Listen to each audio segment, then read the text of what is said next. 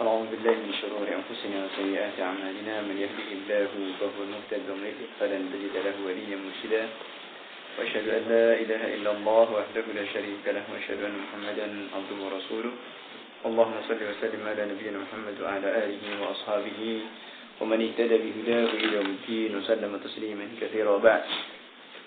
Masyaallah ikhwah rahimani wa rahimakumullah.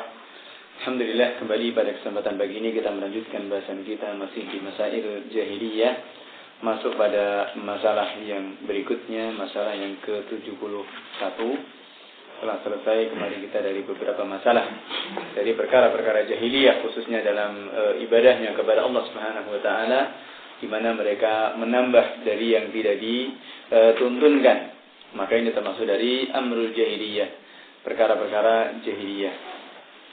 Demikian pula mereka mengurangi dari yang diperintahkan. Berikutnya masalah yang ke-71 adalah tarkuhum ma aujaballahu alaihim min babil wara'. Mereka meninggalkan sesuatu yang diwajibkan oleh Allah Subhanahu wa taala dengan alasan wara', dengan alasan menjaga diri, menjaga kehormatan atau menjaga menjaga harga dirinya dan menjaga kehormatannya. Ini tapi mereka meninggalkan apa yang diwajibkan oleh Allah Subhanahu wa taala, maka ini sebenarnya bukan wara'nya. Bukan sikap wara'nya.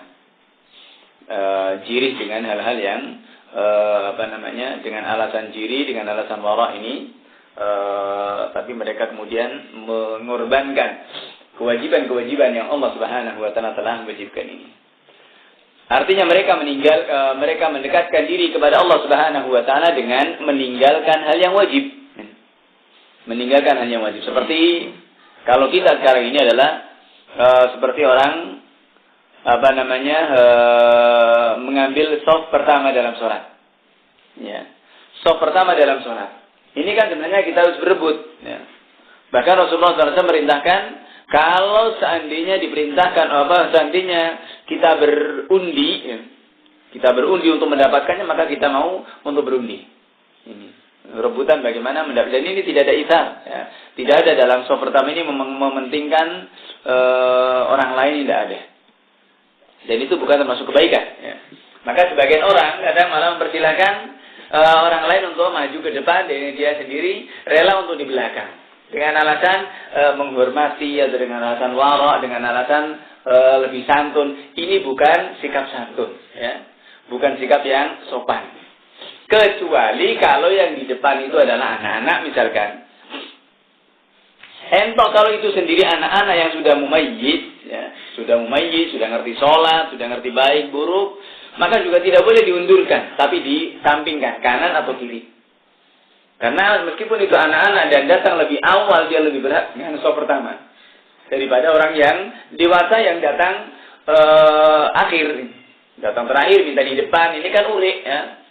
Ini minta urik. Ini tidak benar seperti itu. Maka adabnya tetap, karena yang di belakangnya adalah, di belakang imam itu adalah ulin nuha, orang-orang yang pintar lah, yang kira-kira bisa mengingatkan kepada imam, seperti sepatutnya. Maka kalau kemudian anak-anak ini mumayyiz juga bisa mengingatkan imam, hafalannya lebih banyak juga, tidak ada masalah, lebih baik gitu ya.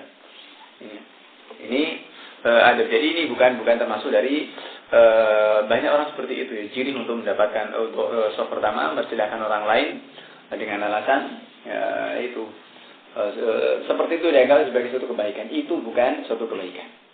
Maka dan bahkan ini termasuk dari amrul jahiliyah. Ini perkara-perkara jahiliyah yang mereka mendekatkan diri kepada Allah Subhanahu wa taala dengan meninggalkan yang wajib. Ini. Seperti pada bab sebelumnya, di mana mereka juga wukuf di Muzdalifah. Ya, harusnya kan maju sedikit, dari Muzdalifah ke Arafah kan tinggal sedikit, maju sedikit, ya. Melewati Wadi Uranah, ya, lembah Uranah, kemudian masuk ke Arafah sudah. Dari Muzdalifah melewati lembah itu, kemudian ini sudah sudah masuk Arafah. Mereka tidak. Ini orang-orang musyrikin dahulu wukuf di Muzdalifah. Mereka meyakini kalau itu adalah sikap yang wara'. Ini. Karena anggapan mereka adalah ahlul haram. maka mereka tidak keluar ke haram. Mereka tidak keluar dari tanah haram. Ya. Mereka tidak keluar dari tanah haram. Karena Arafah ini sudah masuk tanah halal. Ya. Masuk tanah halal.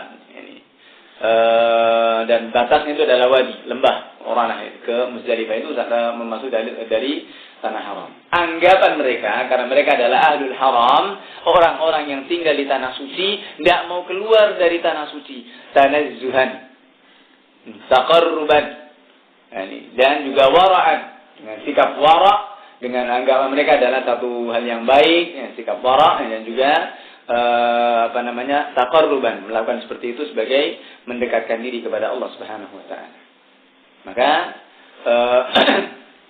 mereka meninggalkan yang hak karena alasan seperti itu, dan ini min amal jahiliyah. Nasallallahu assalam al-afiyah. Maka dikiaskan kepada hal seperti ini juga seperti yang kemarin sudah kita singgung juga apa yang mereka lakukan ketika mereka tawaf dengan telanjang. Anggapan mereka itu suci. Dan ini juga merupakan kejujuran mereka. Ketika tawaf dengan telanjang, karena apa? Mereka meyakini pakaian yang mereka pakai adalah biasa untuk maksiat. Maka tidak layak menghadap kepada Allah dengan pakaian yang digunakan untuk maksiat. Sebenarnya satu sisi mereka jujur, tapi sisi yang lain mereka kelewatan. Ya, mereka kelewatan, akhirnya kemudian mereka lebih baik tawaf dengan telanjang. Dan mereka meninggalkan kewajiban dari satrul awal, dari menutup aurat. Yang ini merupakannya hak.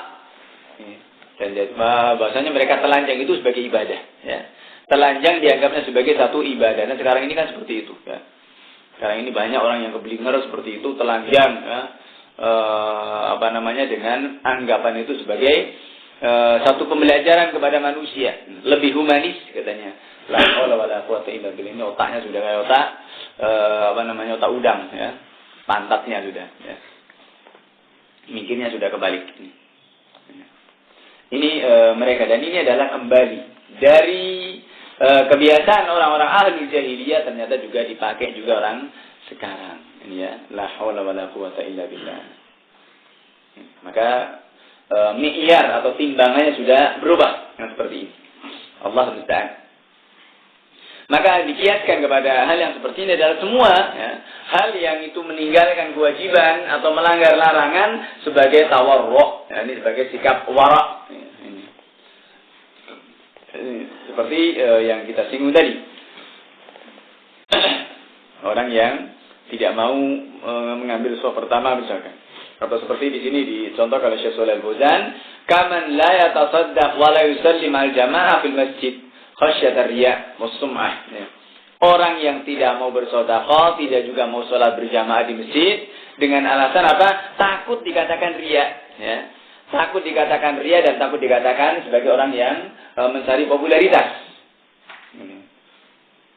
Atau juga orang tidak mau belajar, tidak mau mencari ilmu karena apa? Tidak takut kelihatan orang banyak dan takut kemudian dikatakan sebagai riya. Ini bukan riya. Ya, ini bahkan yang seperti ini yang terlanggar mencari ilmu adalah wajib.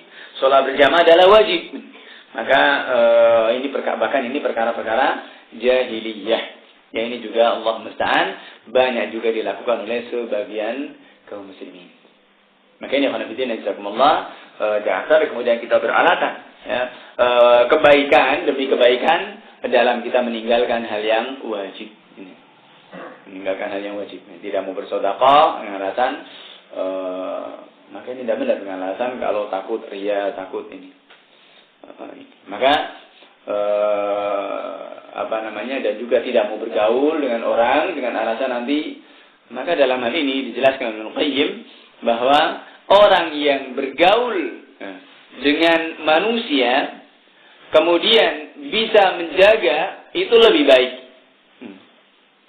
Terbagi dalam 3 kelompok. Yang pertama yang bergaul kemudian bisa menjaga diri, berinteraksi dengan orang lain, dan bisa menjaga diri dalam menunaikan kewajiban atau menunaikan hak manusia, maka ini jelas yang paling baik.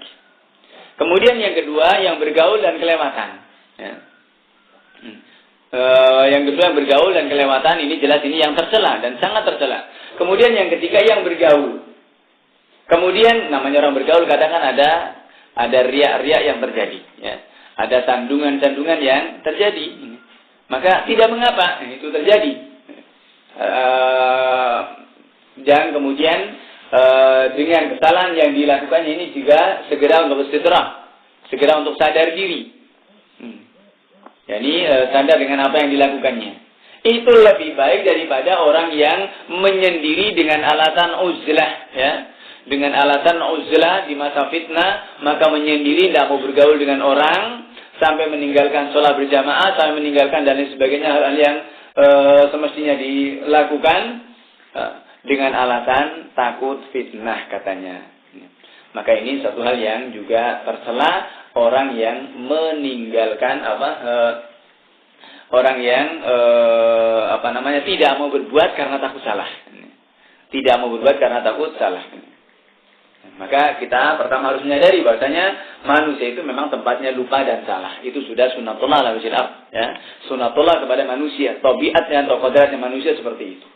Hanya tentunya, dan Rasulullah sendiri mengatakan, kullu bani Adam khata wa khairul khata'in at-tawwabun.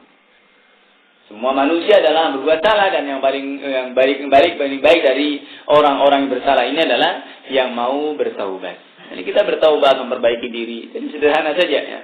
Ketika kita salah, ya kita minta maaf, kita istighfar kepada Allah, dan kita bertaubat dengan kesalahan-kesalahan yang kita lakukan. Tapi jangan sampai kemudian karena takut berbuat kesalahan, kemudian tidak mau berbuat. Nah, dari hal-hal yang baik. Tidak mau sholat lah, bacaannya belum benar, ini belum. Parah yang seperti ini, ya. Ini bukan, bahkan itu merupakan perkara-perkara dari ahlul jahiliyah. Kemudian masalah yang berikutnya, taqarrubu minallahi bitarki thayyibat minar rizq wa bitarki az-zinah. Jadi masalah yang ke-72 dan 73, yakni mereka mendekatkan diri kepada Allah Subhanahu wa taala dengan meninggalkan yang baik. Dari rizki dan juga dari tarkuz zinah, meninggalkan untuk berhias. Dan ini masuk dalam kategori ta'annut, yakni sikap yang memberatkan. Dan itu anggapannya adalah satu qurbah, satu pendekatan diri kepada Allah Subhanahu wa taala, dan juga satu anggapan mereka adalah satu keutamaan. Dan ini ternyata adalah perbuatan-perbuatan jahiliyah yang juga diikuti oleh umat ini. Sementara Rasulullah SAW mengatakan itu adalah merupakan sikap tanattu'. Yang Rasulullah mengatakan halakal mutanatti'un, binasalah orang-orang yang memberat-beratkan diri. Ini, meninggalkan yang baik dari rizki dan meninggalkan berhias. Seperti orang-orang sufi yang rela berhari-hari hanya pakai wol, pakaian yang berat. Ya. Setiap hari pakai itu terus. Ini, tidak mau pakai yang bagus-bagus dan dihalalkan oleh Allah Subhanahu wa taala. Yang baik-baik, yang bagus-bagus yang dihalalkan oleh Allah ditinggalkan itu semuanya dengan alasan adalah itu sebagai taqarruf. Tidak benar seperti itu. Ya. Rasulullah SAW juga selalu berhias. Ya. Rasulullah SAW selalu memakai wangi-wangian. Dan juga itu tuntunan dari Nabi SAW. Ya. Bagaimana para istri diperintahkan untuk berhias untuk suaminya, suami pun juga demikian. Jangan kemudian sebaliknya. Ya. Maka jangan urik, ya. Ini istri diperintahkan untuk berhias untuk suaminya, suaminya ngelombrot, ya. Ya, sekenanya saja. Ini juga nggak benar, ya. Nggak benar. Sebagaimana kita senang untuk melihat istri kita juga terlihat baik, demikian pula istri pun juga demikian. Ya, maka mestinya juga. Dan ini agama, karena ini adalah merupakan agama. Bukan, jangan kemudian anggapannya adalah sebagai satu hal yang taqarrub. Sebagaimana kisahnya Abu Dzar, ya, Al-Ghifari radhiyallahu ta'ala. Ya, kisahnya Abu Dzar yang dipersaudarakan oleh Rasulullah dengan Salman Al-Farisi. Ya, yang ketika itu Salman datang melihat istrinya kok lusuh, kumel itu kayak nggak terurus.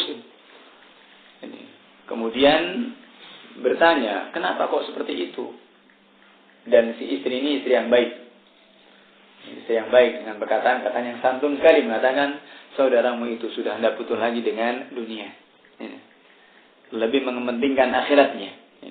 Dan ini bahasa yang sangat santun sekali, tidak kemudian ngoyo-ngoyo meskipun sebenarnya dirinya dizalimi, ya. Haknya tidak dipenuhi. Tapi tetap seperti itu, ini seorang istri yang baik. Sahabiah, ya, Masya Allah. Nah, saudaramu itu sudah enggak lagi butuh dengan dunia. Ya.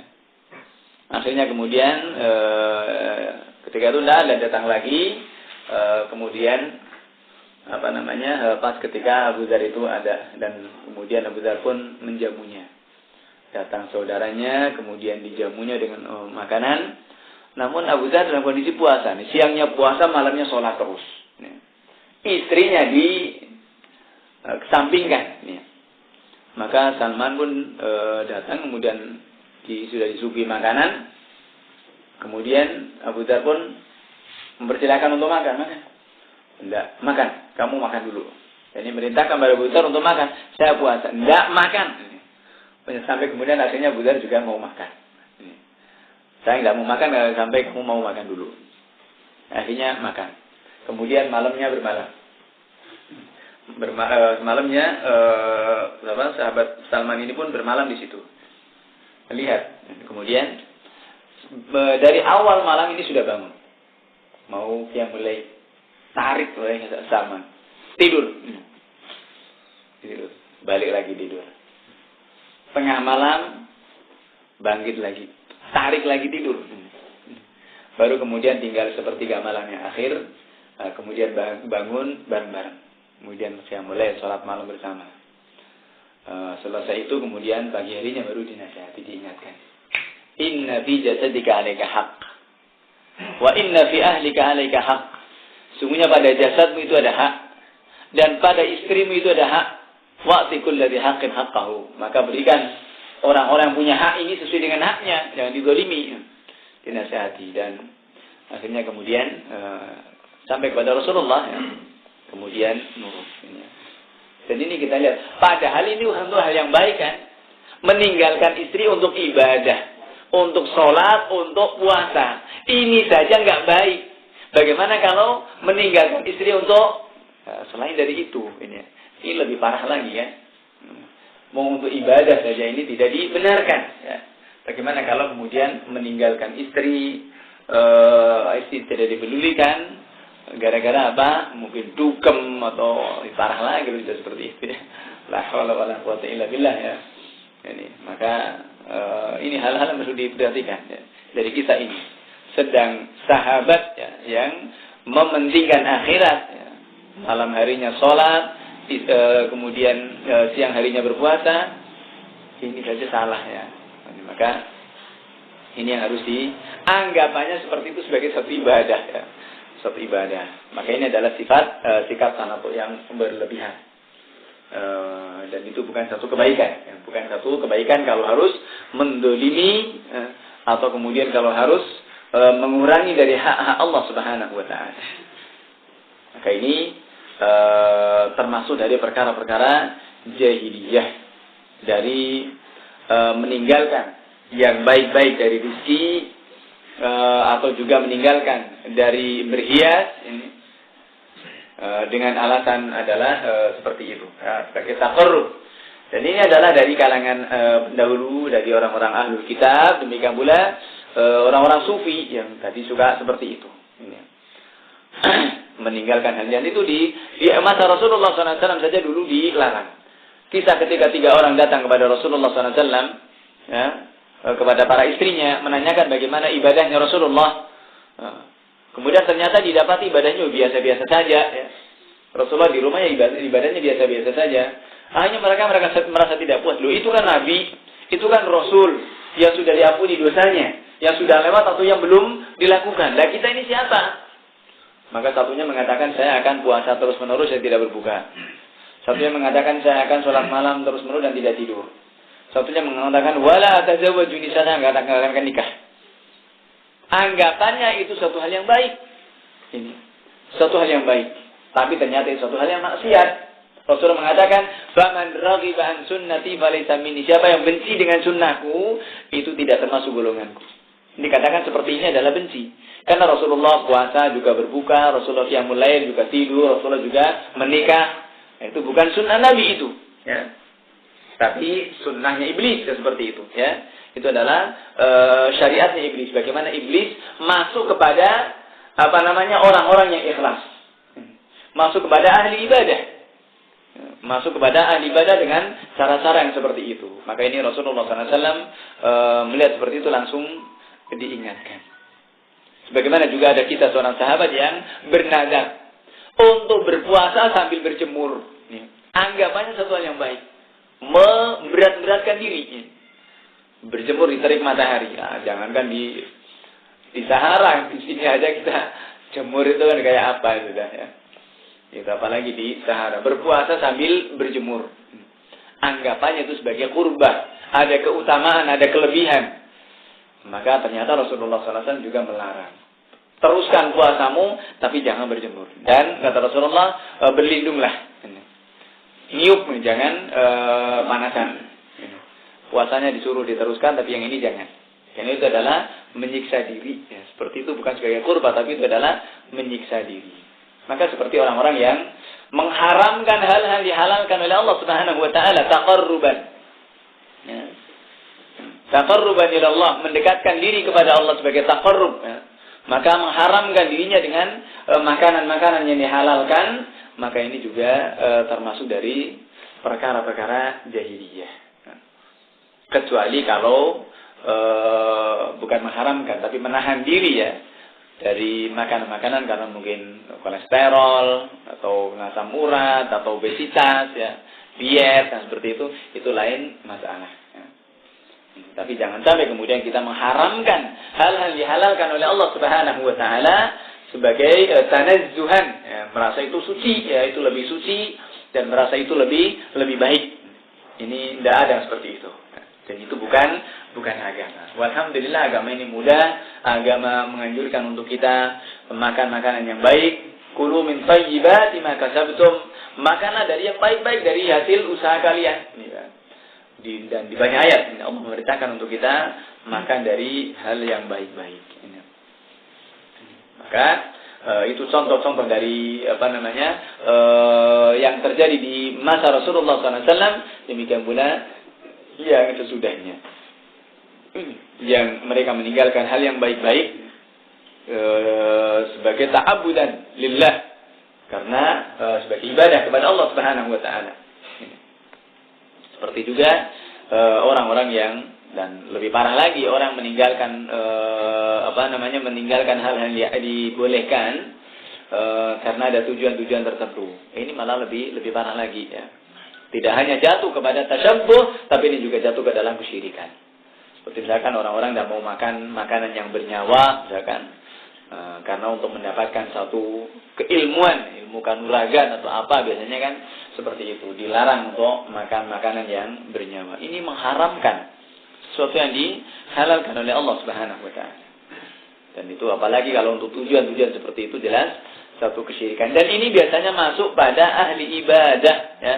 Masuk pada orang-orang yang ikhlas, orang-orang yang mukhlis, tapi tidak paham dengan akidah, ya. Tidak paham dengan dasar-dasar agamanya. Ya, akhirnya kemudian terjadi kerusakan demi kerusakan. Nasallallahu salaman afiyah. Yang baik-baik tidak mau dimakan. Ini mereka. Maka di sini Allah Subhanahu wa taala pun mengingatkan. Ya. Jangan sampai kemudian dari makanan, minuman ataupun juga pakaian yang baik-baik itu mereka tinggalkan dengan alasan ibadah, taqarrub kepada Allah Subhanahu wa taala. Dan Allah mengatakan, "Qul man harrama zinatallahi allati akhraja li ibadihi wat-thayyibati minar rizq." Katakanlah, siapakah yang mengharamkan perhiasan Allah Subhanahu wa taala? Allati akhraja li ibadihi, yang Allah telah mengeluarkannya untuk hamba-hambanya, wat-thayyibati minar rizq. Dan juga yang baik-baik dari rizki. Maka ya, ini Allah Subhanahu wa taala menegur. Juga ya ayyuhalladzina amanu la tuharrimu thayyibati ma ahallallahu lakum. Wahai orang-orang yang beriman, jangan kalian mengharamkan hal-hal yang baik-baik yang Allah telah halalkan untuk kalian. Maka ini termasuk dari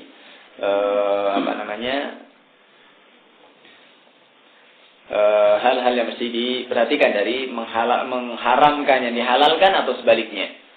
Mengharamkan telah dihalalkan oleh Allah Subhanahu wa taala atau menghalalkan yang telah diharamkan oleh Allah Subhanahu wa taala. Dan termasuk dalam masalah ini juga mengharamkan ya. Produk-produk orang-orang kafir misalkan. Karena itu datang dari orang kafir, maka haram hukumnya menggunakan mereka. Ini tidak benar seperti itu. Kalau masalah pemboikotan, ini lain masalah. Pemboikotan artinya ini adalah dalam masalah boikot untuk mempersempit ruang gerak mereka, itu jelas ini lain masalah. Tapi kalau kemudian masalah tahlil dan tahrim, masalah menghalalkan dan mengharamkan, ini yang tentunya perkara yang berbeda juga. Karena Rasulullah SAW juga ternyata bermuamalah dengan Yahudi. Bahkan sampai meninggal, ya. Sampai meninggal beliau menggadekan baju besinya kepada seorang Yahudi. Menggadekan baju besinya. Ini Rasulullah SAW tetap bermuamalah dengan mereka. Maka jamaah memuliakan Allah Subhanahu wa taala, tentu juga kita melihat dalam masalah muamalah ini, melihat bagaimana cara-cara yang dilakukan oleh Rasulullah sallallahu alaihi wasallam. Demikian pula di sini Syekh Shalih Al-Fauzan menyebutkan orang-orang mengharamkan sebagian dari binatang ternak, sementara Allah Subhanahu wa taala telah menghalalkannya. Uhillat lakum bahimatul an'am. Telah dihalalkan bagi kalian bahimatul an'am, yakni binatang ternak. Maka sebagian mereka mengharamkan bagian-bagian tertentu dari binatang itu dengan, kalau dulu adalah untuk berhala-berhala mereka, kalau sekarang terkadang adalah berbagai khurafat, ya. Berbagai khurafat. Kadang orang-orang desa itu banyak yang enggak kota juga, orang-orang kota pun juga sama, ya.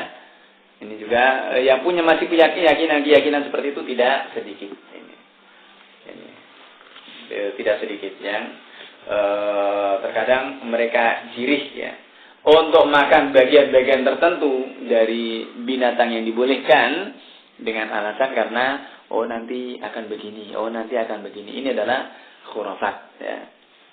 Khurafat ini. Maka seperti itu tidak dibenarkan. Sesuatu yang Allah Subhanahu wa taala telah halalkan kepada kita, maka kenapa tidak? Ini ikhwan fillah rahimani wa rahimakumullah. Maka mengharamkan yang baik-baik yang Allah Subhanahu wa taala telah halalkan, ini adalah dari agamanya Nasrani dan juga para pendeta, para tokoh-tokoh agamanya mereka dahulu. Tapi sekarang kayaknya enggak, ya. Berbeda mungkin dulu, ya. Ini sekarang ini malah kelewatan sudah, ya. Dan ini juga dari perkara-perkara jahiliyah.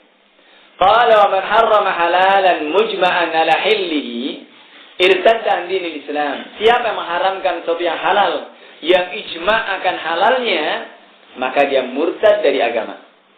Masalahnya bukan masalah yang gampang, ya. Menghalalkan dan mengharamkan. Fa idza dhafa ila dzalika i'tibaru hadza min at-ta'abbud lillahi azza wa jalla. Kalau kemudian ditambah lagi melakukan itu sebagai ta'abbud, sebagai ibadah kepada Allah Subhanahu wa taala, fa hadza iftira'an 'ala Allah. Ini ditambah lagi mengada-ada atas nama Allah Subhanahu wa taala. Membuat syariat yang baru. Karena Allah Subhanahu wa taala tidak pernah mensyariatkan yang seperti itu kepada hambanya untuk meninggalkan yang baik-baik. Bahkan Allah memerintahkan untuk makan yang baik-baik. Ya ayyuhar rusul kulu minat thayyibati wa'malu shalihan. Wahai para rasul, makanlah dari yang baik. Wa'malu shalihan, dan beramallah dengan amal yang saleh. Maka ketika ada sekelompok orang-orang seperti itu, Rasulullah SAW pun juga langsung mengingatkannya, menghardiknya, mengingatkan mereka. Ini jemaah belakang Allah Subhanahu wa taala. Demikian pula ta'abbud mereka yang kedua adalah dengan meninggalkan berhias, yani hiasan-hiasannya Allah Subhanahu wa taala. Yani mendekatkan diri kepada Allah Subhanahu wa taala dengan tidak mau berhias, dengan penampilan dekil, kumal, Itu anggapannya satu hal yang baik. Ya. Ini adalah orang zuhud, ya. Orang zuhud tidak seperti itu. Ya. Jadi tarkut tazayyun, ya. Tidak mau berhias dalam berpakaian. Ya. Lusuh, kumel, ya. Nampak mesake gitu ya. Ini. Padahal ada untuk dia pakai juga ada. Kecuali kalau tidak ada, ini lain masalah. Yang tidak ada, mung ada, tapi rela meninggalkan seperti itu, maka seperti ini adalah tidak mau berhias. Ini sesuatu yang tidak dibenarkan. Maka jemaah mendapatkan Allah Subhanahu wa taala, Allah Subhanahu Rasulullah SAW mengatakan innallaha jamilun yuhibbul jamal. Sungguhnya Allah Subhanahu wa taala baik dan sangat senang dengan yang baik. Innallaha jamil yuhibbul jamal. Innallaha thayyib la yaqbalu illa thayyiba. Allah itu baik dan tidak menerima kecuali yang baik-baik. Maka ini jelas sekali ketentuan-ketentuan dari Rasulullah sallallahu alaihi wasallam. Maka meninggalkan tajammul, meninggalkan berhias dengan alasan wara, dengan alasan tanazzuh, itu lebih suci, itu lebih baik, itu lebih dekat kepada Allah. Ini bukan dari agama Islam. Karena Islam itu adalah agama yang bersih. Penampilannya juga tidak mengajarkan kepada kita untuk bersih, untuk rapi, tidak dekil, tidak kumel, ya. Untuk makan yang baik-baik, ya. Dan juga semuanya itu merupakan kenikmatan yang harus kita tambahkan, ya. Kita tambahkan dan Allah Subhanahu wa taala senang tatkala hambanya menambahkan athar rahmatih, ya. Asar daripada rahmat Allah Subhanahu wa taala. Ya.